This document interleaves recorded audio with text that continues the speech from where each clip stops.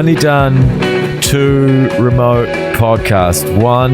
The first one was a massive pain in the ass because it sounded like shit and her microphone was no good. And then the next one was another friend of mine in Mexico, and she's being really cagey on sending me her side of the recording. So that's why I just like to get people to come to my house or I go to theirs, because then it's just done. So that's why I haven't really been doing too many on my end. And now with everything locked down, there's just not that many bands coming through. So I've slowed down quite a bit. Is it locked down again where you are? Yes, it has been in Melbourne the last 2 weeks. But I think more so than that. Before that, things were open. But there's just not much touring happening and not much no international touring, obviously. So hasn't been any chance to get any international guests, and sort of not that many Australian guests that I haven't interviewed already, or that I want to interview them, or they're just difficult to get hold of, or there's lots of shit bands who I don't want to interview. So it's not that much option here all of the time. I saw you had Murray from the Wiggles on though. That was a good one. I had Murray from the Wiggles. Yes, I did. He was very lovely. That was crazy. I remember I was listening to that when you were talking about how much they used to tour. Like doing was it 4 shows a day or something? Yeah, it's totally madness. Like something like 500 shows a year or something. Yeah, it's something that just made no sense for years and years. I mean, it sort of said, when I was looking into it on Wikipedia, it said something like they were grossing like 30 to 40 million a year in their sort of big years when they were touring a lot. It's not bad. like a huge fucking international touring band, like sort of anyone. Not quite the Rolling Stones, obviously, but almost. Make money while the hay shines. No, make hay while the sun shines. Make money while the hay shines, bro. What was that? I'll take it. I'm actually going to write that on my list, because I have a list of people's misquotes. Let's have a look. Make money while the hay shines. You're going in there. That's very good. What else is on the list? Let me just get this in. Make money while the hay shines. Very good. The other ones on the list. My heart's beating out of its chest. What have I got? I've got my feet on the pulse, someone said. Take everything he says with a bar of soap. It's not quite right. Keep your ears peeled. I was like, that's not too far away. Yeah, not too far. I've read every book under the planet. I thought that was a little interesting. Not the, oh God, anyway. You can make a TV show. This one I like. She has the world in her oyster. Where are you gathering all these from? Just conversations? Yeah, basically. Idiots on The Bachelor and The Bachelorette when I watch that. Conversations. Probably some things I've said, to be honest. Do you ever do that lyrically? Would you ever just kind of pick something out of a conversation? No, I wouldn't. Just because I don't ever write lyrics in that way. I don't sort of have a scribbly journal of it, things that I hear people saying, oh, that would make a great lyric. Lyrics are like the last thing on my mind ever when it comes to making music. So it's more just they're deciphered out of the gibberish, like mumbly vocal that I sing, and then I'm like try and pilfer ideas out of that rather than having pre-written lyrics. I've been working with some people who have pre-written lyrics before we start making a song, and I find that you end up trying to cram things in that don't work, where the best way I find is to just sing whatever comes out of your face and then build lyrics to what was coming out of the phonetic sounds and melodies that came out of your mouth. And then it works better that way. Just singing in Klingon. Yeah, absolutely. Yes, totally. That always works. And then maybe if you've got some lyrics that, you've got an idea for a song, then you can conceptually write lyrics to the Klingon. But if you just have words beforehand, it's sort of, I just find it doesn't really, it's like square peg, round hole. I mean, yeah, would it limit you melodically? Yeah, I think so. I think it definitely does. And also you don't go for what the correct phrasing needs to be, because you're sort of jamming the words in there. Whereas if you know that it needs to be like dun dun dun dun dun, and then you've got words, you like take it on and then you just put as much in as you can, and it doesn't really work in the same way. So yeah, I've never done that. I do write lots of stupid things down in my phone, like lists of names that I've seen that I thought were really entertaining. misquotes, quotes. Geez, what are some of the good names? These are like from films, and just when I hear it when I'm waiting at the airport and stuff. The last one I put in Sterling Hinchliff. And before that was Studs Terkel, Nick Nurse, Charles Dance, Tip Tipping, Jimmy Silver, Donna Tennis. The list of names is ridiculous. What are all these names for? They're just people's names that I've seen written down, like on film credits, or when I am watching a documentary, or I meet somebody, or I'm reading a book, or you're hearing an interview with someone. There was Reverend Dr. Jeremiah Fennell. That was someone I was like, that's a good name, so I just wrote it down. He's written my phone after Frosty Stillwell. Fuck. Before that was Leslie Schatz. I don't know where I'm getting them from, but they're all real. What was Charles Dance doing on there? Who's Charles Dance? He's a British actor. Well, there you go. I just think I like the name Charles Dance. It is a good name. Yeah. He's a very kind of posh theatre British actor he's been in like Game of Thrones and Godzilla and all that when it comes to blockbusters, but did a lot of like all the Shakespeare stuff before then in the 90s and all that. That makes sense. Yeah, I must have watched something with him in it and just seen the name in the credits, and then I'll quickly try and pause the credits and write it down if I But yeah, I mean, my list of jokes in my phone is ginormous. Some hideous ones in there. I've got lots of fake song titles of songs that I've never ever used, and fake band names as well. Fake band names are great. Yeah, what's some of yours? Do you have some good ones? The John Lewis Pedestrian Diversion. Oh, very good. It's a bit kind of Brian Jonestown Massacre, but if they came from like Slough. That's good. Yeah, I mean, I don't have any that great actually when I'm looking at it now. Nothing that's making me no. Let me look a little longer. The Sex Terrorists. That's okay. That's kind of like a 70s punk band type thing.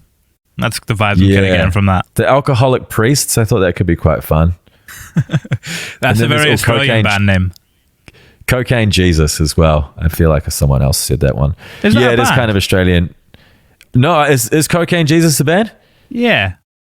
Maybe it's a real band and I've just written it down. I thought that someone I knew has obviously come up with it, or me, but maybe we pinched it. It would be interesting to do, to try and write a song from like one of these bands. Yeah, totally. I know. That's why they're there. Like me and myself and Aaron Shanahan, who used to be in Miami Horror, would just on tour would come up with these sorts of ideas all of the time, just always making up fictional characters and TV shows and plot ideas and fake songs and fake band names and everything. It was all like we were one day going to get round to doing something with it, but so far we haven't. And I mean, him and I don't actually speak anymore, so it's been years, but the ideas are there somewhere. Maybe I'll get to use them at some point. Get a book. Yeah, maybe it's just going to be a book of lists, like a toilet reading book, and I'll just have all of my lists on there. Maybe kind of coffee table type thing. Yeah, but toilet table, really. Let's be honest. I got a great one of them a few weeks ago called Daily Rituals, and it's like every kind of section in it is like half a page, and it's the daily rituals of some kind of famous artist from history, like Beethoven or Plato or Picasso. It's a good one. Can you tell me any of these daily rituals, or you can't remember? Yeah, I mean, a lot of the composers and stuff used to go out and walk for like hours and hours and hours, and they would take paper with them. Like Beethoven would go out and walk for 6 hours and come up with like symphonies and melodies and stuff when he was out walking. That was a big theme with a lot of them. They were all like very kind of organized, apart from Francis Bacon, whose studio was just filled with like broken wine bottles, and he shows up at like midnight, half cut, ready to rock. Oh, I don't want to have to do that. I'd rather do the organized one these days. I don't want to have to be half cut and like putting stuff into you in order to be able to create. It's just so toxic, isn't it? It's going to destroy your life eventually. Yeah, I think he made it pretty far though. I think he was kind of good until he hit 65 and then he just went off a cliff. Kind of caught up with him. Fuck, that's pretty good. I imagine that if he was living that life, the people around him probably found him quite difficult. Maybe he survived. You see the fact that he made it to 65, but what kind of a life are they living sometimes if they're sort of behaving in those, difficult ways? Like Frank Sinatra, you can sort of glorify like, oh man, he was so cool. He was drinking whiskey all the time and getting about doing his thing and womanizing. And it's like, if you met his children or other people, that people are like, oh, Frank was a horrible person. And he like was not nice to be around, but you sort of immortalized this sort of rock star life. I mean, I imagine Keith Moon was probably really, really difficult and tortured and just sort of died before anything caught up with him. Yeah, I was going to say, how old was he when he went? 27? Was he one of the 27 club? I'm not sure with him. Yeah, maybe a little bit later, but I'm just speculating. I don't really know. But yeah, it's sort of, we glorify these wild artists, but really they're sort of, it's not something to aspire to, I don't think. Why do you think we glorify them? I feel like a lot of people do. They're always talking about it. Maybe it was when I was younger, maybe more so than older. But, you know, people love Jim Morrison. He was probably a massive pain in the ass. And I think, like, yeah, Keith Moon, rock star shit, like smashing stuff and being a drunk and being a lunatic and breaking things and causing havoc and driving cars into swimming pools and that. I think you cause more pain than joy. Net negative. Yeah, I think so. But we sort of, there is this glorification of alcoholic rock and rollism. It's always been there. Like people talking about Iggy Pop and stuff. I imagine people who were friends with him at that point in his life probably like, oh, Iggy was horrible. When he was a sort of drug addict, he was probably a horrible person. Because I just don't think you can be a drug addict usually. Not all the time, but most of the time if you're a drug addict, you're probably not that fun. Yeah, well, you have no perspective. So you might not be intentionally being a bit of a dick, but you have no idea what's going on.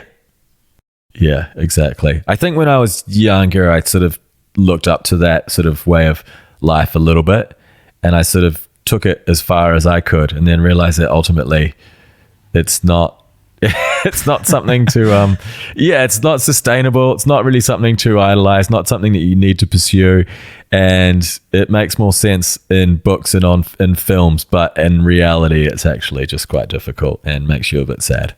Yeah, well, have you come back to the Frank Sinatra thing where you see him sitting in bars drinking whiskey? Probably just a bit lonely. Yeah, exactly. Yeah, I think you do end up lonely, don't you? You just end up kind of a bit mean and miserable and lonely, for sure. Yeah, bitter. Yes, definitely. Pint of bitter. Did we speak about Telenova last time you were on? I don't know. I can't remember. Maybe a little bit. Maybe it was like, it would have been happening, obviously, but I don't know how far along in the trajectory of what was supposed to be happening was. When was the first single out? 6 weeks ago, maybe something like that. A couple of months, maybe. Well, you did those shows in March, didn't you? The 2 sold out ones. Yeah, that sounds right. I'm a little. That sounds correct. Yes, I think we did. I don't know. My brain's a little scrambled. We've done some shows this year for sure. It's just between this year and last year and things getting closed down and starting up again.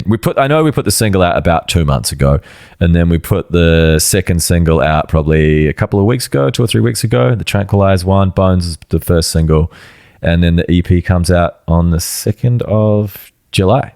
Yeah. It's been an odd year. Like looking, what you were just in there kind of looking back, like time feels very strange. Yes, exactly. Stretched, but also fast. Yes, really slow and long and fast and yeah, all of it at the same. It's all fucked at the same time. Yeah, exactly.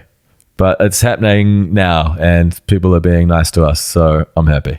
Well, yeah, that is one thing we spoke about last time. Actually, you were kind of talking about how it's odd that some projects take off and start to gain a bit of momentum, and others don't so much, and there's no real rhyme or rhythm telling which one it's going to be. But Telenova, from the get-go, seemed to kind of have a bit of momentum behind it and a bit of buzz, and people were getting involved and engaged from the beginning. Yes, I know. I don't know. I mean, I know why it's working with this band, because Ange has got a really magnetic kind of aura about her. She's got a beautiful voice, and she's just really charming and lovely and a good person. And so I think all of that makes people want to work with us and her. And, you know, it feels like you're going to get some reward from doing it, and that she's not also going to be difficult, which maybe is charming as well. But yeah, I mean, with other bands, I don't know. It's a lottery, isn't it? You don't really ever know what's going to happen. So just keep chipping away at it, I suppose. But yeah, we kind of felt good about this for a while, and now we're all in like everyone's committed. We're figuring out the record at the moment, and hopefully we'll have that sort of recorded by the end of this year, and just spend the next few years just pushing this. I want to, and I think everyone in the band's keen to sort of do 2 or 3 records, one a year if we can, and just just go hard while make sun while the hay shines, bro. That's kind of what you've got to do in these kind of times. Like, everyone seems to be hungry for new music quite constantly. We've almost gone back to the album cycle of it being one a year that it used to be in the 60s. Yes, totally. That is true. I think some people, like quite a few artists, have set that precedent, haven't they? Like bands like King Gizzard putting out 4 records in a year or whatever, and people always dropping stuff, aren't they? That's like the new thing. So you've just got to be dropping all the time, and it doesn't have to be, I mean, look, you labor over it obviously and make it the best you can, but don't always think that you're making that you have to make Sgt. Pepper every single time you make a record, just because I guess even when they were making Sgt. Pepper, they were just making a record, right? It still would have been done in a few months' time, and they were always they'd done one probably earlier in the year, and then they're moving on to the next one. So just keep working, get it done. I mean, I think the hip hop stars have kind of got it figured out a little bit as well, where they'll do albums and they'll do mixtapes, so they can drop a mixtape like every other year, and they'll drop an album every other year, which kind of protects that concept of the album, but also allows them to release music on a pretty regular basis. Yeah, and where it's easier in that world is that you can use 5 or 6 different producers for your record who have all made beats for you. And then you just, not to simplify, it's not every hip hop artist is like this, but, I imagine a bunch of them are just coming in, doing their verses and coming up with the vocals, and then the rest of the shit's done by someone else. So you could get 10 different songs on your record from a bunch of different producers. You don't have to sit there personally and labor over all of it and come up with everything. They just play you 10 different beats on the day, and you're like, that one's hot, let's do that one. And so it's just a easier workflow. There's just fucking SoundCloud beats, people going onto SoundCloud and just rapping over the top of it. You can the way to get your quantity up is a lot easier in that world, I think. Well, the structure's already in place. You've kind of got to just put the finishing touches. That's kind of diminishing it a little bit. I'm trying to think of a way to describe it. No, of course, no. I mean, we both understand what you're saying. Yeah, it's not diminishing that at all. I mean, you've got to say a lot of words. You've still got to come up with stuff. But as maybe you're one artist, if you're just the rapper, you didn't have to come up with the music. So whereas when you're a band, you have to come up with all of the music as well, then your singer has to come up. There's a whole bunch of moving parts that have to happen. But if you were just going in with a producer and they're playing you their 10 best beats, and you pick two or 3 of them, and then you write your rhymes and come up with your chorus, then it is kind of just done, right? There's a little bit more laboring over it, but that part of it's done. Then you've just got the song.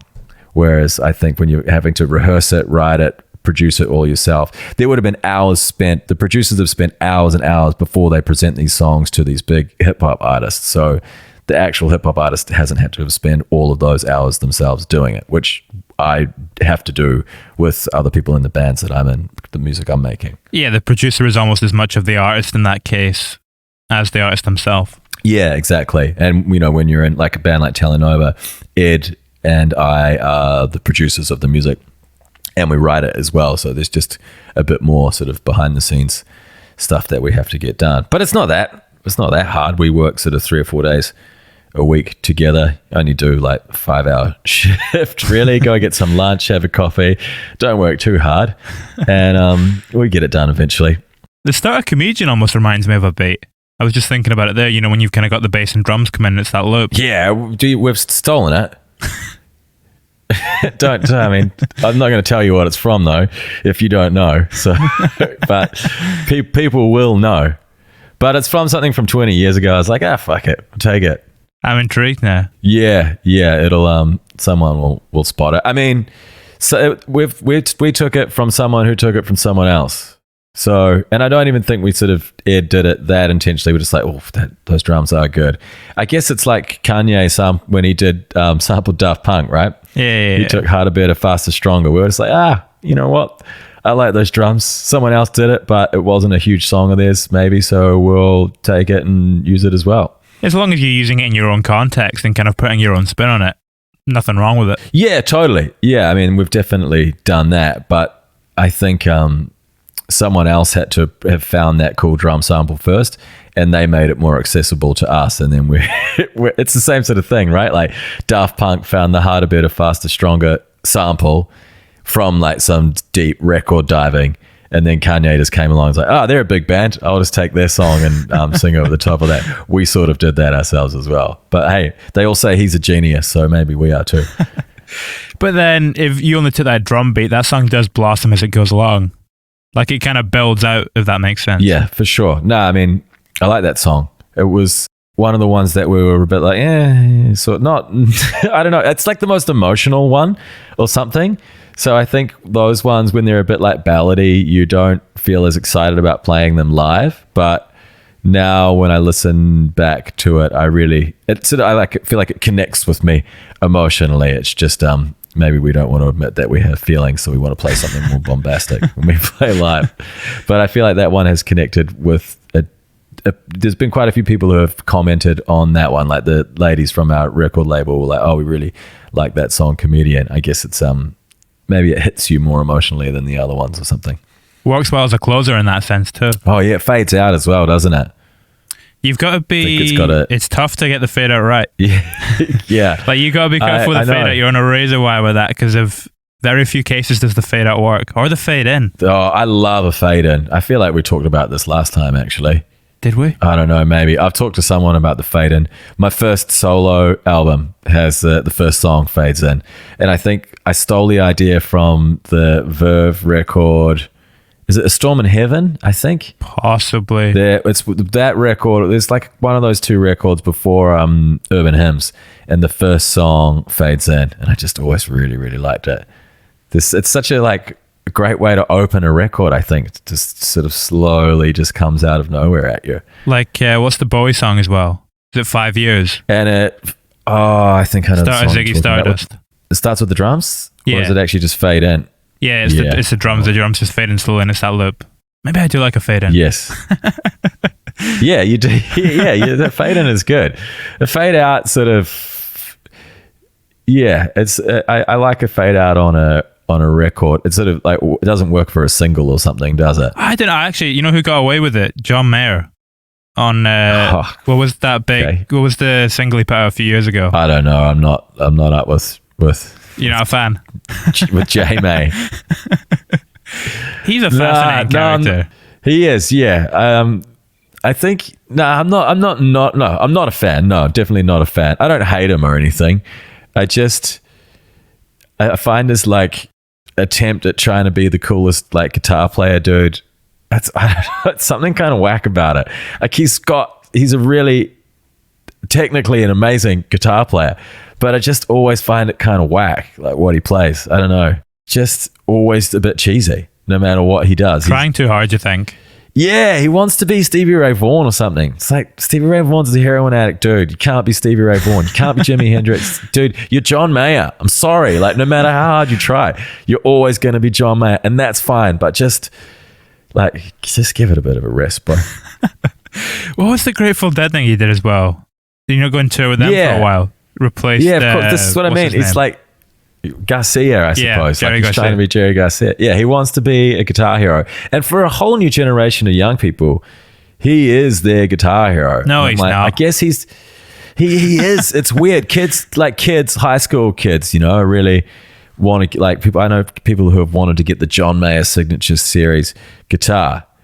But he's like Eric Clapton. I freaking Clapton is Clapton sucks. John Mayer is actually a better guitar player than Eric Clapton, but they're both just not Jimi Hendrix. So I just don't care.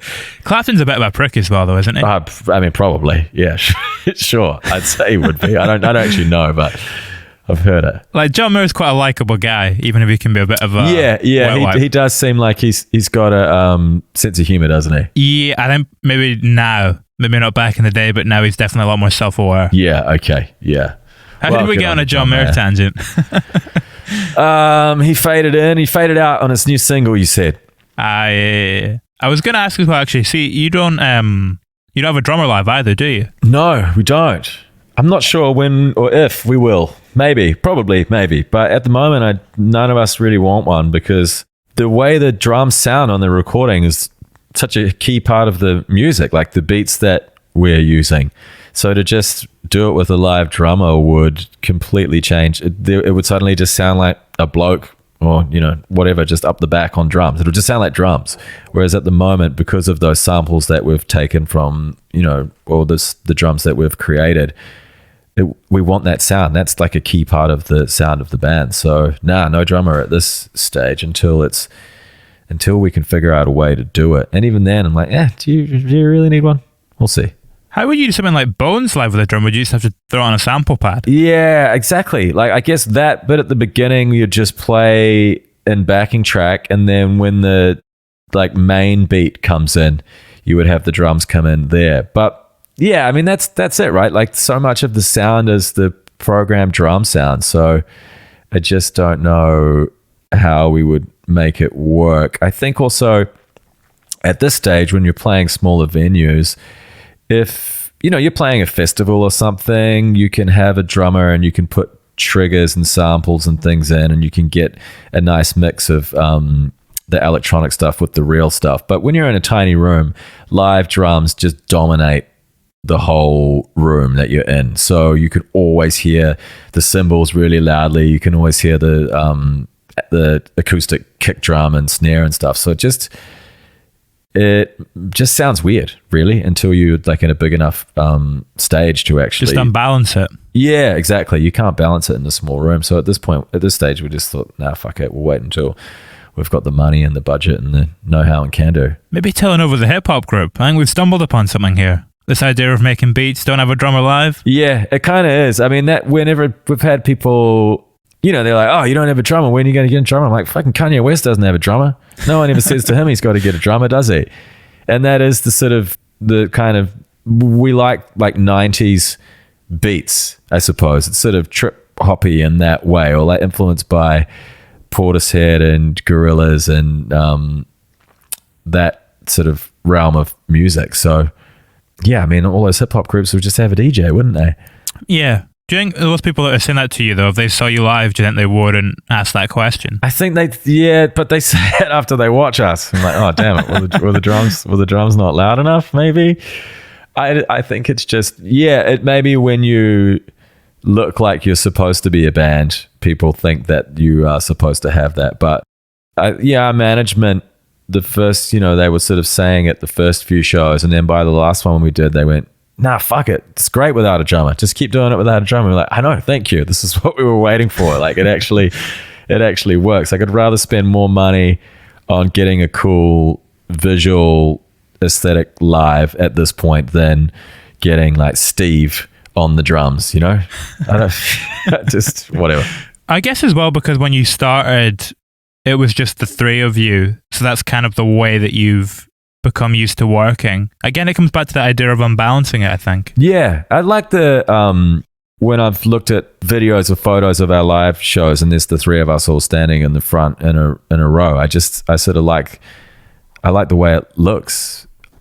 And I guess, if we could put a drummer a bit further back behind us or something, but out of the shot. At the moment, there's yeah, maybe. But it just looks cool with the three of us standing all in our line, all doing our things, singing and pressing our buttons and playing, and that's fine for now. Yeah, I mean, I like playing with drummers, obviously.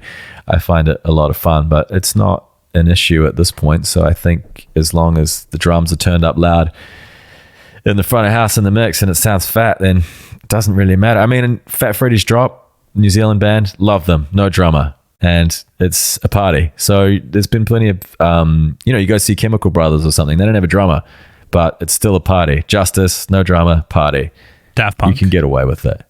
Daft Punk, exactly. Giant party, giant pyramid party. I can't believe they broke up. Oh, I don't believe it. They'll be back in 10 years for the reunion tour or the reunion album. I reckon it's all part of their giant plan. They're always playing everyone, don't you think? Yeah, well, that's kind of what LCD Sound System did as well, wasn't it? Broke up and then reformed exactly. 5 years later and sold lots of tickets. Yep. But the thing is, I guess Daft Punk didn't do a farewell tour, whereas LCD sort of did that show that they played at Madison Square Gardens, right? I forget what that was called. It was some kind of farewell thing. Yeah. But maybe I just thought Daft Punk could have easily you could have easily not said you're broken up, but as soon as you say you're broken up, you make an announcement, people go and stream you more. It sort of bookends the legacy a little bit, and then you can open another chapter later on if you want to. So it's definitely a smart move, like announcing that it's officially over, but really, is it? The thing is, they've not made much music as Daft Punk over the last decade anyway. Done a lot of production stuff, but I mean, I feel like we were all kind of waiting for that last record. Yeah, I just found it funny that the last record that they put out was the first time that they didn't use samples, and it was horrible sounding. You guys are not good when you make music yourselves. You're way better when you just steal it off people and put a robot voice over the top with an 808 underneath it. I quite like Random Access Memories. Oh, you're crazy. You're not a fan? No, I'm not. I mean, Lose Yourself to Dance is pretty cool, right? I could live without Get Lucky. Like, Get Lucky's fine. It's just overplayed the shit. Yeah. But it's something about Get Lucky. I'm like, yeah, whatever. But that one, like the Moroder one, where it goes at the end of it. Starts with the interview. Yeah, and then at the end, there's just this, it sort of sounds like a Tool record. Sounds like Danny Carey from Tool, just going all this really nerdy prog musicality on that record that just feels yuck to me. I don't know. What about the Julian Casablancas one? Yeah. Nah. It's okay. Fair enough. It's okay. Like, yeah, some of it's okay, but I mean, it's their worst album. Definitely. Yeah. I maybe couldn't disagree with that, but I do still quite like parts of it. Yeah, there's some interesting parts because they're very smart, dudes, and they know how to make interesting music. But it's just the sound of it to me. It just sounds horrible. It sounds super clean and really well recorded and weird. Like, what was cool about their earlier stuff is the samples that they used, and everything sounds a bit crushed, and it was processed in a way through old gear. But that one just sounds super hi-fi, like Hollywood studio style, and something about that's a bit icky. It reminds me of music recording school, like a bunch of third year music students studying like pro recording, and everything's like just 20-30 different microphones on a drum kit so that you can get all the splash cymbals and rototoms and all that stuff. It's just really cringy. It's funny how great artists can lose perspective like that though, and become obsessed with, or fixated rather, upon these ideas of making something that feels huge. Or yeah, but then also, like, I mean, that made them huge, that record, right? So who the fuck am I to say? Like, well, Get Lucky made them huge, I think. I don't know how much the rest of the album I guess it did do quite well, but it was that song that really... Yeah, but they still had that song, didn't they? And Lose Yourself to Dance was still big as well. You still heard that everywhere. I guess it was just smart teaming up with Pharrell.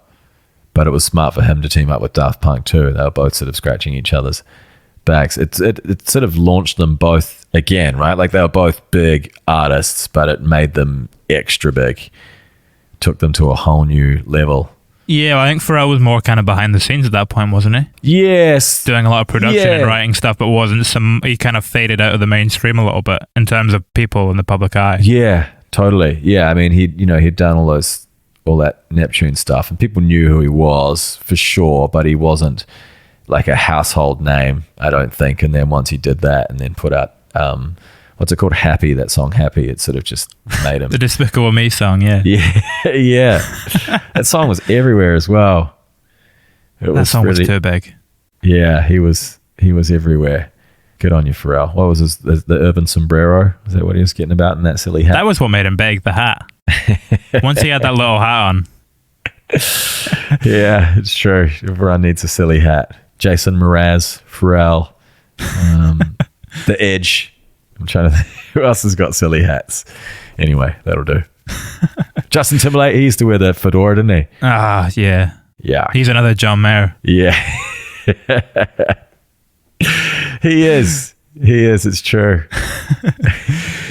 You quite often ask that question on your podcast. What's the one song you could never hear again? I feel like I could put both the Pharrell songs into that camp. Yeah, if I didn't hear Get Lucky, for sure. But I mean, there's lots of songs I would choose. I guess that's not top of the list, but if I, had a top 20 or maybe top 30, I would put that in. But that's not my sort of main hated one. I wrote one down the other day, actually, of what song I thought I never needed to hear ever again. This is another list for the toilet book. Songs you absolutely. Never need to hear again. Yeah. Oh, fuck yeah. I mean, I've got One More Time by Daft Punk on here, actually. Come on. I've heard it too. I don't need to hear it one more time. One less time, if anything. What's the other one? Danger Zone. I was trying to explain that to someone the other day. From the Top Gun song. Yeah, I fucking hate that song. Yeah, it's a bit kind of 90s. That's a overproduced 90s overproduced rock. Yeah, would it be 90s? It'd be late 80s, wouldn't it? Sort of right on the cusp there, I think. When was Top Gun? Was it Top Gun not like 19? Maybe it was 89. Yeah, I feel like it's like 88, 89 or something. Danger Zone sounds like that, just the tail end of the 80s. Ugh, yuck. 80s was a weird decade. A lot happened, for sure. I mean, look, probably the worst, right? And I love so much stuff from the 80s, but someone was saying to me that they think that the 80s is the worst. And I was like, yeah, I guess you're kind of right. Like, there was a lot of cool shit in the 90s. There was a lot of cool shit in the 50s, 60s, 70s, but the 80s has kind of got some of the cringiest. The most sort of wayward, I think.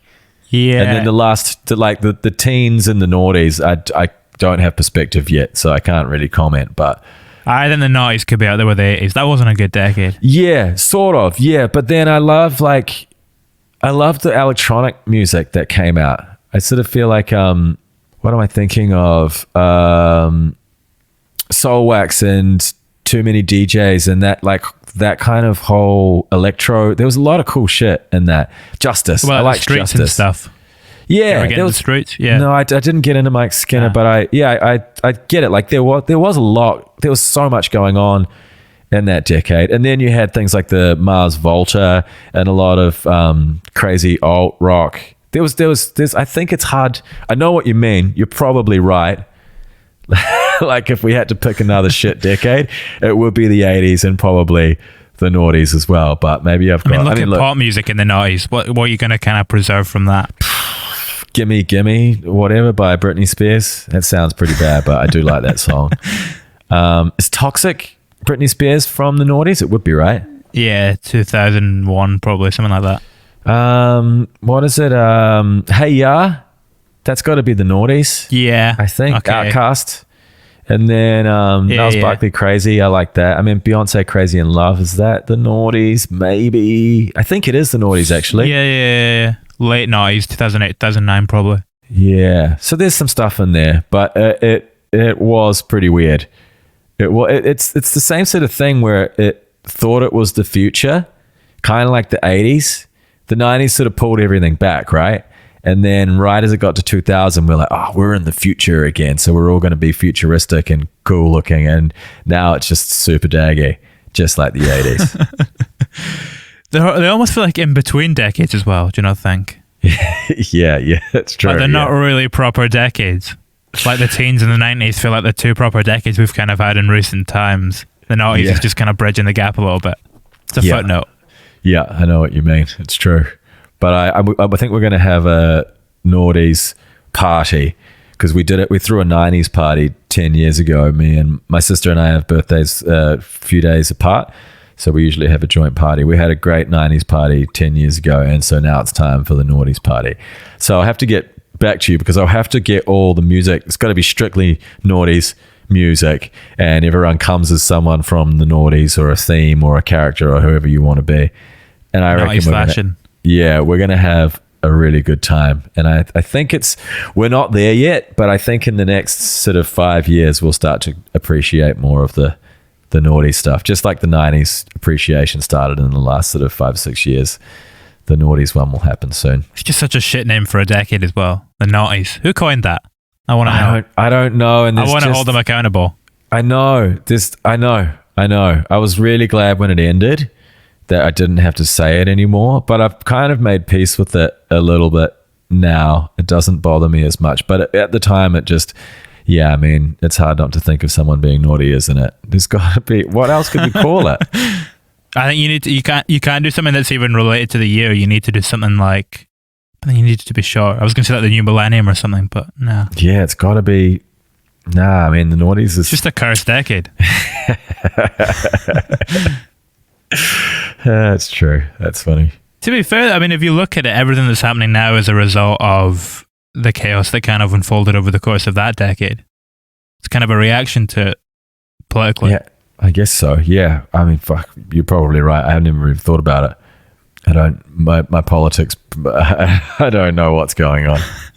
Stay out of it. I think sometimes it can be better to be a little, out of it. Especially now because it just feels like chaos. Drive you crazy if you lived in that world all the time. Yeah, totally. No, I haven't for a long time. Don't read the paper. Don't get any news feed, blog, internet action. I sort of just stay away from all of it. Don't clickbait myself into depression if I can. I just avoid all of it. Doom scrolling. Yeah, man, exactly. Nah, not into it. Don't do it.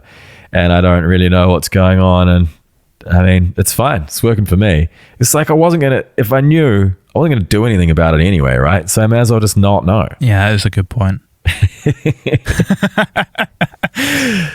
Yeah. I mean, we've spoken about that on the podcast before, though, that whenever like you kind of feel down from all that stuff, if you go outside, you just look and it's like the sky's still there, the trees are still there. Nothing's really changed in actuality. Exactly. So I think I prefer that way of living if I can. Meet some nice people, have a chat to people, everyone seems okay. It's all sort of fine. Try and do some more recycling, I suppose, if you can. Don't eat your chicken every day, maybe. Use less water. I don't know. And then that's like, what else are you going to do? That's sort of the most anyone can do, I think. Donate to UNICEF, maybe. Maybe they're a fucking bunch of cunts. I don't know either. But yeah. I'm just laughing at you calling UNICEF a bunch of cunts.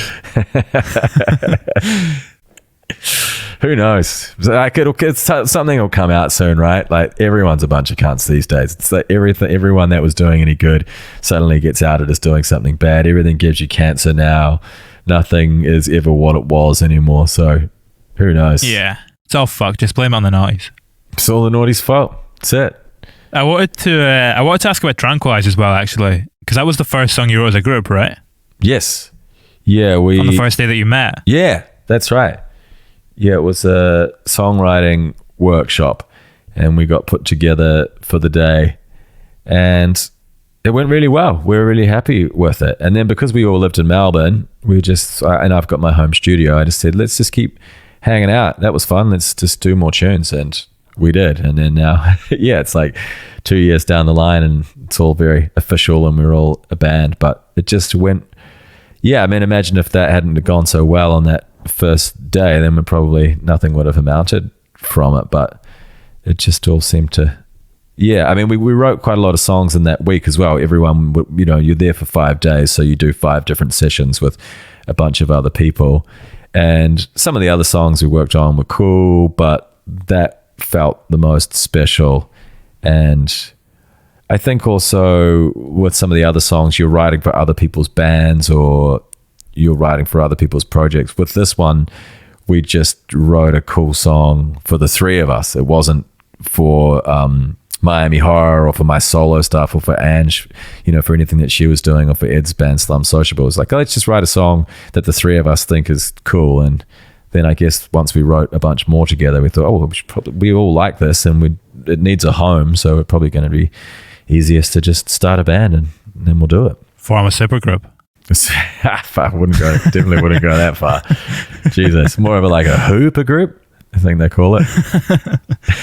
Were you familiar with each other's stuff before you got put together at that songwriting camp? No, I knew what Slum Sociable was, but I hadn't really listened to it. A friend of Jono and I from All the Colours, our accountant actually, He's a rock and roll accountant dude. He knew one of the guys in Slum Social. He's like, oh, you got to check these guys out. They're great. And I remember listening to it and going, hey, it's okay. But not really paying it much mind. And then when I met Ed, it's like, oh yeah. I mean, I knew he was good at what he did. I hadn't really paid much attention. I think I was taking a shit when I listened to it one day, and I'm like, yeah, listening to it through an iPhone, like not paying it any respect. Classic sort of way to just demoralize someone's like years worth of work. You just fucking flick it on your Spotify while you're taking a shit for a few seconds. But no, he's great. I love Ed so much. He's really, really talented. I like his production stuff. Ange was in another project called Beechwood, but I have no idea about that. I don't think it's really had done that much.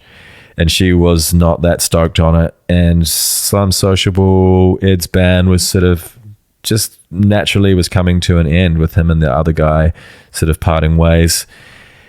And yeah, I mean, I'm always up for doing different projects, so it's all just worked out really, really nicely. Great timing for all of us, and I don't think nothing's really conflicting with it, and I don't think it will. Like, we sort of want this to be all of our main project that we work on now, so anything else that gets in the way will have to take second place to this now, I think. Did you feel like a creative connection instantly? How long did it take for it to start to click once you were put together in that setting in the camp? Yeah, it happened pretty quickly. We just listened to a few songs. You usually with every other session, you'd play each other what you've done. Like play, oh, this is what my band sounds like, this is what I do a bit. But we didn't do that. We just played some music that we thought was cool. And then we were like, oh yeah, I think that's cool too. You play each other a few references. I mean, we were listening, the first thing we put on was that Danger Mouse and Karen O record. I hadn't heard it. And I was like, yeah, I've always liked what Danger Mouse does. And so we just sort of used that as like a starting off point. Yeah, Ed had some drums, played some bass, threw down some chords, and Ange started singing. I mean, it's all very simple stuff. It's like, that's how you make music. But it also, I think no one stopped me from picking the particular bass lines or chords that I wanted to do. They were like, oh, that sounds cool. I'm like, oh, wow, thank you guys. I've sort of been wanting to write some music like this for a while. I think we were all just like excited about the music that like, it's felt like something we've probably all wanted to do without knowing that we wanted to do it. And so once we've all gotten a room together and enabled each other to do the thing that we want to do, it's just been really, really nice. Like, I love working on this music. It's something, it's sort of a project I probably have always thought I've wanted to do, but just haven't felt ready to do, or haven't had the people to do it with. And that's how we all feel. What do you mean when you say you didn't feel ready to do it before? I don't really even know if that's true. I mean, maybe it is. I suppose. No, probably not. I think when I was busy doing all the colors and wanting to play rock and roll, I think with my solo albums that I've made, it was sort of heading in this sort of direction of nice music, basically, for lack of a better way to describe it, like pleasant music to listen to. But I don't There's a darkness to some of that stuff too, though. Yeah, absolutely. But I think in terms of like the sonic aspect of it, it's like, it's nice on the ears. Like, there is some darkness maybe in some of the melodies or the chords or the lyrics that you use, but sonically, we're sort of trying to make stuff that sounds beautiful. And beautiful, it can be beautifully haunting or beautifully scary or beautifully just nice and evocative in that way. But production-wise, that was sort of what we try to do. Yeah, I mean, I've always loved Air and just Air. I've always loved that band so much. I feel like we've talked about this last time, and sort of making beautiful music like that. But it's just so great to have a female voice to use, which is something that I have done a little bit before with that Dick and Mary stuff that my friend Mariki and I have been working on. But Ange is sort of a different beast altogether, and just a different instrument to use. And it's just been really cool. Yeah, I don't know, like maybe I think I wanted to do something like this, but yeah, like I said, maybe not really, just didn't have the right people to do it with. And it just so happened that we all managed to meet at this songwriting thing, which is really auspicious and cool. Do you think about, you were saying that, you enjoy writing for her voice. Do you think about it when you're kind of coming up with the instrumental sections for it? Yeah, maybe a little. Yeah, we do. More so in the way that initially it took me a while to maybe realize that I could use more simple chord progressions, and that Ange was such a great vocalist and has so much like soul and spirit in her voice that if we did something simple, she would still find a really cool way to make it not sound generic, if that makes sense. And I guess also with the way that Ed would produce it, so I could use more simple chord progressions, like quite classic chord progressions, without it sounding trite. And that's been cool. I think that, like, when I'm talking about not being ready, I think that's something that maybe I wasn't ready to do, like to go back to a more simple form of music writing, like of chord progressions and stuff like that. And it's been nice to be able to do that and still feel like the music is interesting, but with like a song like Bones, the chorus is, what is it? It's like a 2-5-1 or something. It's like a classic chord progression. It's really, really just like Beatles or Roy Orbison or Buddy Holly or something. It's like one of those sorts of chord progressions, which is something that I probably wouldn't have ever thought that I could get away with years ago. But when you have a cool vocalist and cool production underneath it, you can get away with something more simple like that. Ange kind of mirrors that in her songwriting too, like particularly on that chorus you're talking about. Like you've got the it's like blue skies in California, loaded guns, talking about the red and blue lights chasing you across the border. It's all that very kind of classical, timeless imagery. Yeah, for sure. But it never feels worn in any way. Yeah. Why do you think that is? Like, if you're using kind of classic chord progressions, classic imagery, but it still feels unique and fresh, what is it that's kind of creating that? Is it that it's set over electronic-y music? Like, is it the marriage of classic songwriting over modern elements, perhaps? Like, it's sort of, because the bass and the drums are doing, like, I Can't Feel My Face, sort of Weekend, doom, doom, doom, doom, doom, like that club sort of thing, but then with those sort of 60s stuff over the top. Maybe it's that, because if we didn't have those drums and things underneath it, you'd just be like a throwback song. But I think it's that the marriage between those two elements that sort of gives it that fresh take, I think. Yeah, it's the same thing. It's like when Arctic Monkeys did AM. It's like classic rock music, but it's done over the top of like R&B rhythms and beats. Yeah, for sure. I mean, it's the same. I think about I was listening to Weezer the other day. I mean, I've always thought this, but I just was reminded of it the other day. Rivers Cuomo. It's like that first Weezer record. He's sort of doing Buddy Holly and classic 50s sort of music, but just with really distorted guitars in a 90s sort of fashion, with the lyrics sort of about his life a little bit more. But that the new, all he did was just, not all he did, but adding something from where you are now to it. You need to add something, right? Like there needs to be a new element maybe to make it fresh. So I think that's probably, how we're getting away with it. Yeah. Shame Rivers Cuomo can't write a chorus though. Shame he can't. Yeah, he can't write a chorus. Do you not think? That's what's always let those songs down for me, is he always botches it when he gets the chorus. Great verses. Great energy. I love that first Weezer record. I got a real soft spot for him. So do I, but something like the Sweater song, if you think about how great those verses are, and it's an awful fucking chorus at the heart of it. Yeah, maybe. It's hard for me to... Just lyrically, like melodically, it's great. Lyrically, I mean, what's he singing about? Pulling my sweater apart or whatever. It's like, I know, but I was 11 when I heard it, and it's stuck in my body. I can't separate, I don't think, because I listened to that album so much when I was sort of 11 or 12 years old.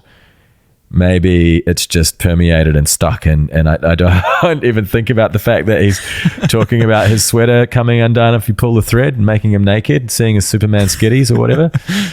He would have been really young when he wrote it, right? So I guess it's sort of, you can critique the lyrics, but it's written from a young person. It was a young person who wrote it. And then maybe as you get older, it's like, oh yeah, that actually kind of sucks. But sorry, continue. You were saying you saw them. I was going to say I saw them the summer before COVID, summer 2019, and they were one of the best live bands I've ever seen. Right. Which I was surprised by. I didn't expect that. Yeah, they are solid live. I mean, I guess they've been doing it such a long time. They've made so many records together, and they got a lot of tunes that they can play. They've made too many records together. Oh man, arguably. definitely. I know the last like fucking 5 or something. Van Weezer. Yeah, was that a thing? Was that like I feel like that was a thing, wasn't it? I don't think that's come out yet. I think that's the next record. It's called Van Weezer because they wanted to make a rock album for that. What was the tour they were doing? Was it them, Green Day, and Fall Out Boy or something? Oh wow, yes, that sounds familiar. I wasn't sure if there was one of those those petitions to like make them stop making records. Did that happen? I'm sure. I feel like that happened years ago. I wouldn't be surprised. Yeah. Well, they really like the last 5 years they've been churning them out. Back to what I was saying at the start about that 1 a year thing. They're doing like 2 a year sometimes. Ugh. But I mean, fuck, what are you going to do, right? You can't.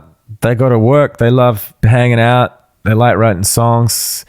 It's just what they do. That said, that's also how they've stayed. They've had such longevity. Like if you look at a lot of the other bands from that era, you never hear of them now. Yeah, you got to keep. But the reason they're kind of still hanging around is because they've just kept at it. Yeah, you got to keep going for sure.